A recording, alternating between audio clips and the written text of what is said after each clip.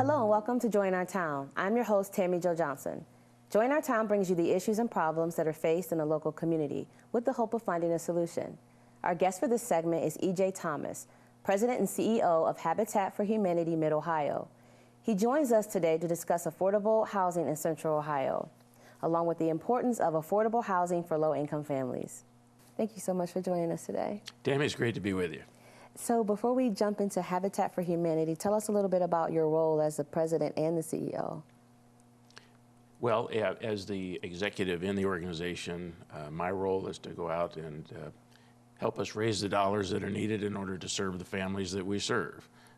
Our construction folks have forgotten more about construction than I'll ever know, but my job is to go out there and help raise the dollars and promote the brand. Nice. You're also a member of the Affordable Housing Alliance. Tell us a little bit about that. Right. I chair that organization. We have 14 members who have all come together. Each are providers of some element of affordable housing in our community.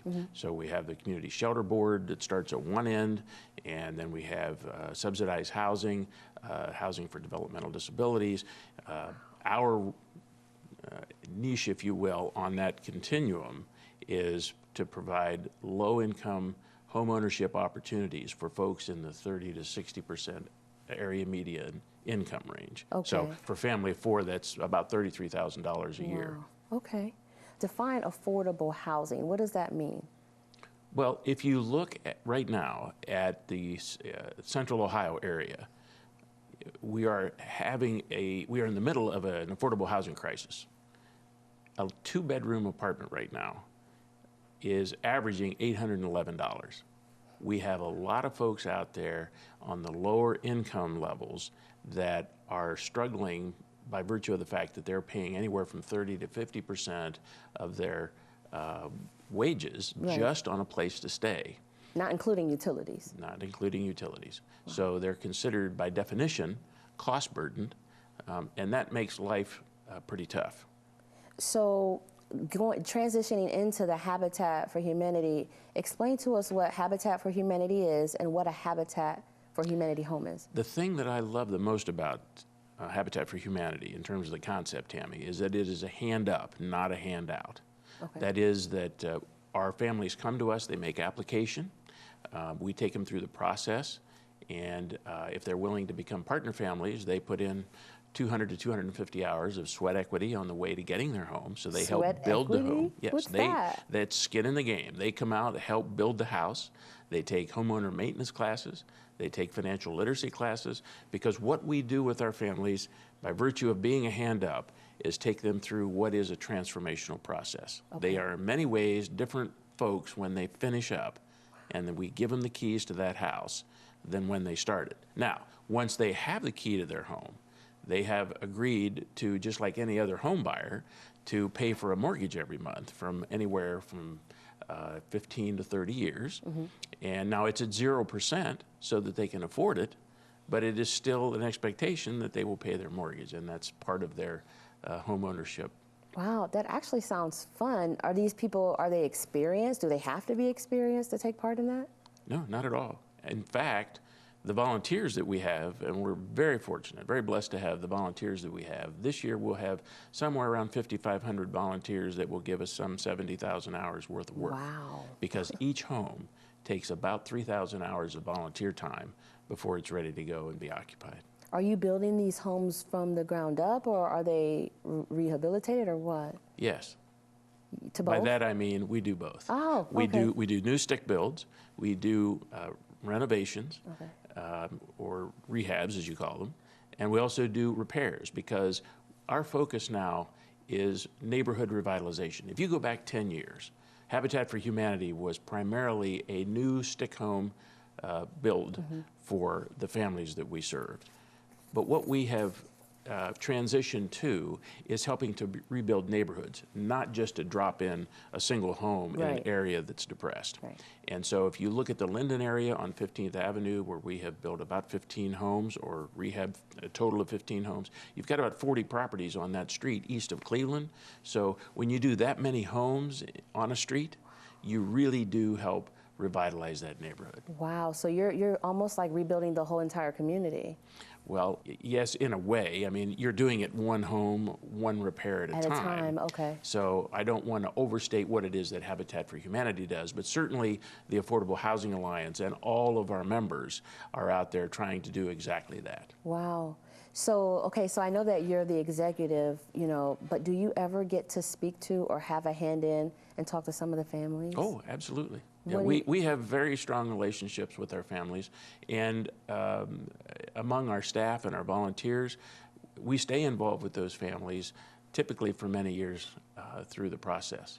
What do you think are some of the barriers to home ownership? I'm asked all the time, what's your limiting factor, EJ?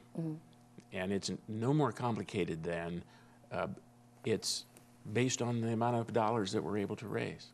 Okay. The more dollars we raise, the more homes that we can build, rehab, and repair. Wow. And so that's why we're in the middle of our Habitat Housing Initiative, because that's designed to help us generate a significant amount of dollars up front to help us then open a couple more restores, which produce income that can be used then to help build, rehab, and repair. I was going to ask you that next. Where are the supplies coming from? And you mentioned a restore. Tell us a little bit about what that The is. Restore is a retail operation that's open to the public. We sell primarily donated goods. 90 to 95% of everything in the store has been donated. Now, we do buy new paint brushes and that sort of thing for people that are coming in to buy the recycled paint that Valspar gives us. But it keeps about 2,600 tons of materials out of landfills that would otherwise go into landfills. Okay. So for instance, if you're redoing your kitchen and you don't want the old cabinets in the kitchen to go to the basement or out in the garage for reuse, if someone like yourself would call us, we stop by and pick them up. Those cabinets will resell for anywhere from $300 to $3,000. Wow. And it keeps them out of the landfill. Right. So there's the green angle, there's the reuse angle, which is very popular today, plus it generates sustainable income for our operation. And you mentioned that the families are pretty hands-on in this process. Can you walk us through that process and how, someone who's interested in that, how would they go about obtaining that information? www.habitatmidohio.org will walk people through whether they want to go to the program tab and check out how they can come to a homeowner orientation and find out what it's all about to be a Habitat homeowner. They can come to a Get Involved page on that same website, habitatmidohio.org. The Get Involved site will help them get familiar with what it's like to volunteer with us. If someone has an item that they want to donate to the Restore, they can come up on restoremidohio.org and all the information is there. So we've got a pretty good website for all kind of information. Awesome. What is your success rate? Or actually not success rate, but maybe stories where you've pretty much saved a life because a person. The great thing about our program and the transformational process that people go through is that they are in a different place for the rest of their life based on getting those keys and becoming a homeowner. More than half of our homeowners are paying less for their mortgage and insurance than what they were paying in substandard housing. Plus, they are gaining equity in an asset. So they're building their credit. They're absolutely building their credit. And their lives are just different. I mean, having a safe, decent, affordable place to live, whether it's an owned home or a rental property that's affordable, is something that helps inoculate you against a whole host of other social service problems. Right. If you remember in college, the Maslow's hierarchy of needs, were the blocks. Yes, the basic needs. Right. In the human service world, you got to have something to eat. Right. That's the bottom block. The block you put right on top of that is having a place to stay. Right. Because if you don't have a place to stay that's halfway decent and that's affordable, then everything else in your life is going to suffer. Stressful. Yeah. So stress, the issues of mental illness, drug use, all of those things many times are triggered by not having a place to stay. Right. So that's why the Affordable Housing Alliance, and we as a part of it as Habitat Mid-Ohio, are absolutely dedicated to trying to solve this crisis. Wow, and you're preaching to the choir, EJ, because I've been there, so I know what that's like. How can you explain, like, are other organizations partnering with you to help you with Oh, yes. I mean, if you look at the corporate sponsorships that we have, we just started Home on a House that American Electric Power is sponsoring. They have been wonderful partners over the last 20 years. They are building their 19th home. Nice. Now, and think about this, Tammy. You've got families that end up with a home based on the generosity of sponsors and volunteers who come out and work on the home, and the only expectation that they have is the success of the homeowner. They come out every day, they work with a smile on their face, they have a good time working, not only on the project, but with the family. And this is something that the family takes to heart. Right. Because you take a look at so many folks who are coming out of poverty, coming out of a low-income situation. They've been taken advantage of. Right. I just absolutely abhor payday lending because it sucks people into this vortex that they have a lot of difficulty getting out of. Right. Well, when people have been used to having advantage taken of them, and here comes Habitat for Humanity, sometimes there's, they're a little bit skeptical. Right. And you can understand that. Yeah.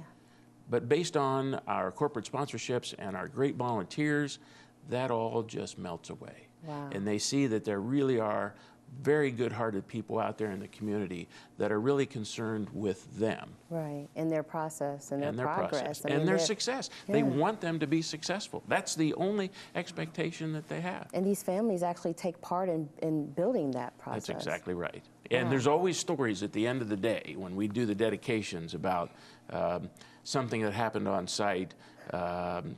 Somebody got paint in their hair, or it's because it is fun going through this process. And to watch people that come into the process and they're a bit intimidated by the process because they've never owned a home before. These are for first-time homeowners. Wow. And you see them develop the confidence that, by golly, I can hammer these nails, and I helped build this house, and I put the sticks together, and I helped paint. And That's awesome. I had fun with everybody that was here, and I'm ready to tackle the world now from a totally different perspective. Wow. EJ, thank you so much for being here with us today and sharing that information. It's amazing what you guys are doing. We really appreciate you. Well, thank you. You're welcome. Coming up next on Joy in Our Town, home ownership. Stay with us. We'll be right back.